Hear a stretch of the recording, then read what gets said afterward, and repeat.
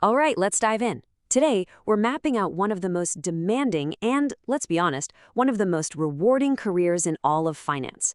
We're going to give you a clear, no-nonsense guide to the world of the quantitative analyst. So, let's get this journey started. So you've definitely heard the term quant thrown around, right? It usually conjures up these images of Wall Street wizards with secret, complex algorithms. But what does it really mean? What do these people actually do all day? Well, that's the big question we're going to unpack piece by piece. Here's our game plan. First, we'll figure out the destination, what the job actually is. Then, we'll look at all the different routes you can take to get there. We'll pack our toolkit with the essential skills, chart the actual career map, take a peek over the horizon at the AI revolution, and finally, see what it all looks like at the end of the road. Okay, first things first. Before we start this whole journey, we really need to understand where we're going. So, what exactly is a quant? At its core, a quant is a pretty rare breed.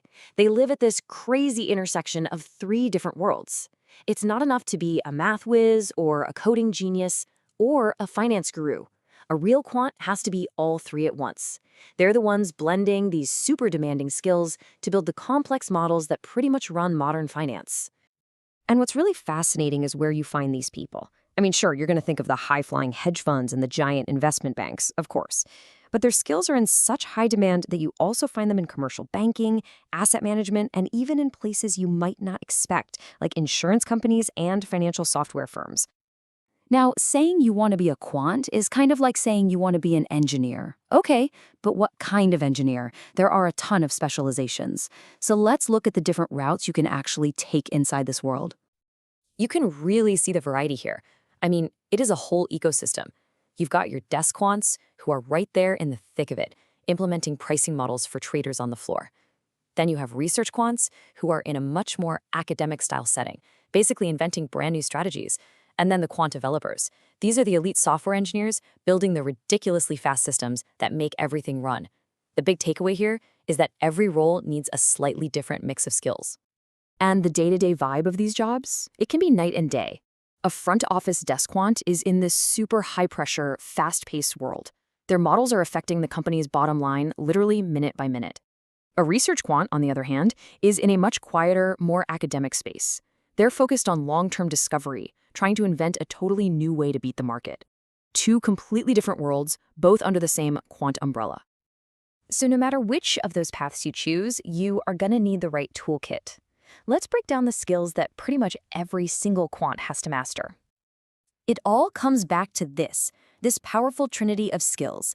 You need the advanced math to understand the theory, the programming chops to actually build something with it, and the deep financial knowledge to apply it to the real world.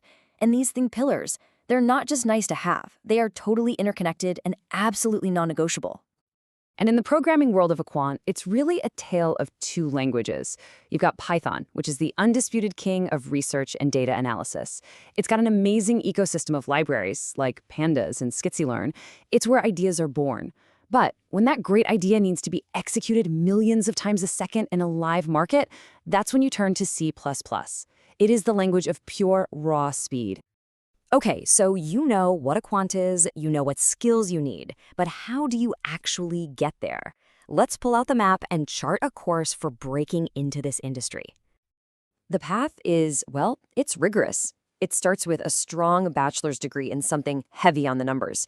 But here's the crucial part. A graduate degree, like a master's or more and more, a PhD, has become pretty much mandatory for the top jobs. From there, the single best way to get a full-time offer is through a super competitive internship. And all along the way, you need to be building a public portfolio on a site like GitHub to prove you can actually do the work. And let's not sugarcoat it. The competition is absolutely fierce. These are some of the most sought-after jobs on the entire planet. But there's a pretty simple reason for that insane level of competition. The rewards are unlike almost anything else out there. Just look at this number. We are not talking about a yearly salary. This is the potential monthly stipend that elite firms like Citadel and Two Sigma might offer their interns. That's an incredible signal of just how much these companies value top-tier quant talent, even before they finish school. Now, looking ahead, you can't talk about the future of this field without talking about the massive force that's reshaping everything, artificial intelligence. Let's see how this revolution is totally changing the game. And this isn't some distant, far-off future we're talking about. It is happening right now. An overwhelming 88% of professionals in finance see AI and machine learning as a key driver of change in the next few years. What that means for the next generation of quants is that knowing ML isn't just a nice bonus anymore. It's fast becoming a core requirement. And the applications are already out there in the wild. We're seeing things like natural language processing, or NLP, being used to analyze the sentiment of news articles in real time. And even crazier stuff like deep reinforcement learning is being used to train autonomous trading agents that can literally learn and adapt all on their own. It is a brand new frontier. And finally, we've arrived. The destination. After all that hard work, all that studying, what does a successful, long-term career as a quant actually look like when it comes to growth and, of course, compensation? Well, the financial rewards are, as you'd probably expect, pretty substantial. The estimated median total pay, and that includes base salary plus the often huge annual bonus, comes in at around $173,000. And remember, that's just the median. And that pay can climb significantly with experience and what you specialize in.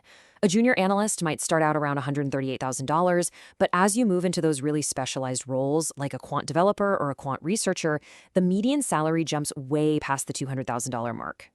Now, for those of you looking to add some extra credentials, it's really important to pick the right path. The Financial Risk Manager, or FRM, is super technical and lines up perfectly with those core quant and risk management jobs. The CFA, on the other hand, is great. It gives you a broader foundation, but it's less specialized in the deep math, which makes it a better fit for something like portfolio or asset management. So there it is, a roadmap to the world of quantitative finance.